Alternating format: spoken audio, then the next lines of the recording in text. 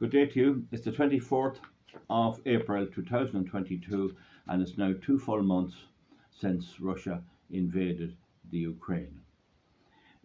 Now, this is about Ireland buying homes. Ireland buying homes.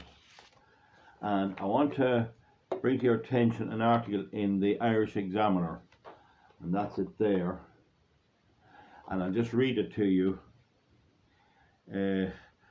Emergency powers to be granted to councils to buy homes for Ukrainian refugees. Now, there's a photograph here of the Minister, Housing Minister Darragh O'Brien. Okay. Local authorities are to be given greater emergency powers to buy homes to house Ukrainian refugees in the coming weeks under plans being developed by the government. We have had about 40 years of a housing crisis. We have had about 10 years of a severe housing crisis.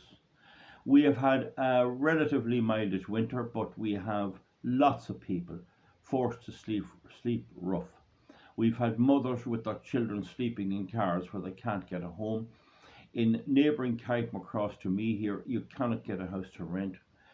There is a housing crisis of enormous proportions. And here we have the government who said they could do something about this, but did nothing.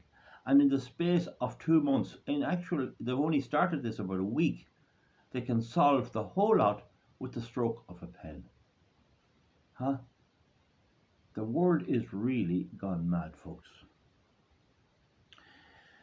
So, Housing Minister Mr. O'Brien is urgently developing a detailed plan to address the projected shortfall of 8,300 beds by the end of May, according to confidential cabinet documents reported in the Irish Examiner. Senior government sources have pointed to unprecedented effort from across the entire apparatus of the state in order to minimise the number of people having to be placed in large communal refugee centres. I wouldn't be at all surprised if they don't order people out of their homes. If they don't take some person with a big house, maybe the rear of the family, maybe the husband's dead, put her out and take it. They're fit for anything. Every level at the disposal, every lever, let's pull those levers, at the disposal of government is now being pulled, said one senior source. And nobody seems to care. What is wrong with our people? Do they not see the effect of this? Existing powers which allows councils to purchase up to 200 homes for families at the risk of homelessness are to be expanded in the light of the influx of refugees. Where are the houses? What's going to happen to the homeless that they were supposed to be looking after when all these come in? They're going to be told to hump off, out to the mountains with you. At Cabinet on Tuesday, O'Brien will be bringing a memorandum detailing an expanded acquisition programme where local authorities will get greater flexibility to acquire homes which will allow people to be moved from homelessness and specific homes required for individuals with disabilities and priority needs. Vacant special houses. Mr. O'Brien will also outline details in relation to medium and long-term housing options in response to the Ukrainian refugee crisis, in addition to the greater powers of the councils to seek for the expanded councils. He will seek approval for expanded voids programme to return vacant social homes to use. Why were they vacant, Minister? Why were they vacant? We're 10 years trying to fix this. The Minister for Emergency Power, the Minister has emergency powers available to him under existing legislation, and it goes on and on and on. So now what are we going to have? We're going to have the Irish taxpayer competing. We're going to have the Irish taxpayer competing with the state for houses. I have no doubt. It's for Ukrainians, surely, and it'll be for whoever comes next. And everything will be given away. Everything will be given away, and they're in the process of anything they can give away with all this handy printed money.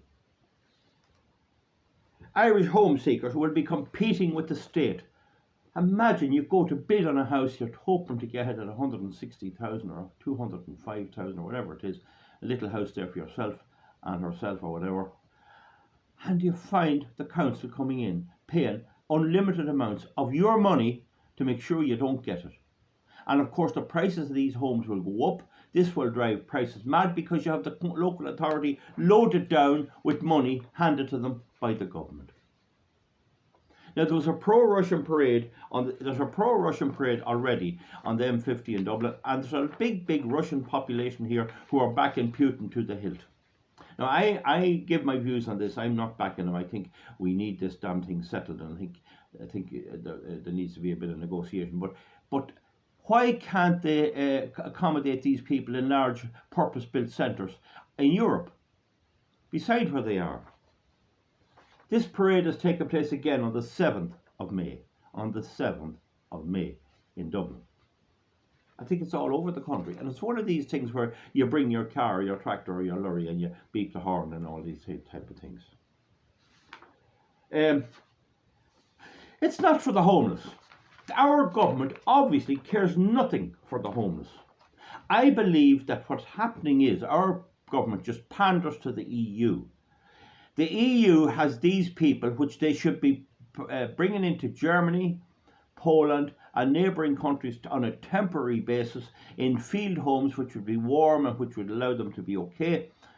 But they're coming into the EU, and the EU says, sure, we'll pawn them off on Paddy. And there's not one quirk out of anybody in authority in Ireland to say, no, you can't do that. We're not going to go along with that. We'll help everywhere we can. There may be extreme cases.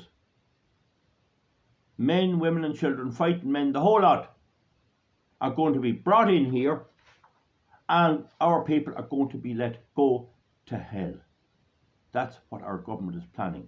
And they just don't want to say no to the EU. They're in love with the EU.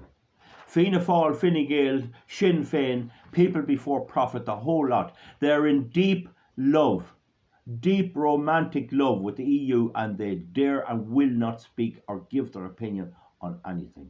There's a few rural TDs. I wouldn't be at all surprised if they don't come out against it.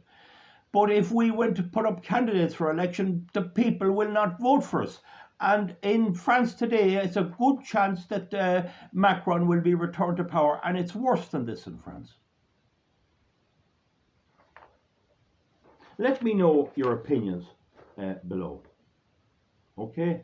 Let me know your opinions below, and we'll see you back from something else.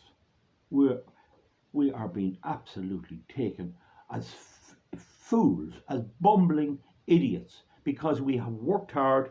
We voted for politicians that promised us goodies. Some of those goodies was delivered, and it's all been given away. All been given away to whoever is the next hard luck case. Okay? Folks, give me a thumbs up or a thumbs down. Do subscribe. Do put in a name or some kind of any old name. Make it up. Man in the Moon, doesn't really matter. Bogman Jack, or could be Three Cut or anything, and just comment below and just give your broad opinion. If you think I'm wrong in this, then that's all right. We need to debate this. We need to have this discussed. Imagine that. And don't forget, very few of these Ukrainians are going to ever go back, because this war is likely to carry on an awful long time. They're very likely not to go back. And when they get a taste of life here and get their car and a bit of dole and a house, who's going to put them back out of it? Who's going to put them out of it? They'll stay. And there's another 10 million possibly coming. This was never put before us in any election or anything else. Folks, thumbs up, thumbs down. We'll see you back for something else. Thank you.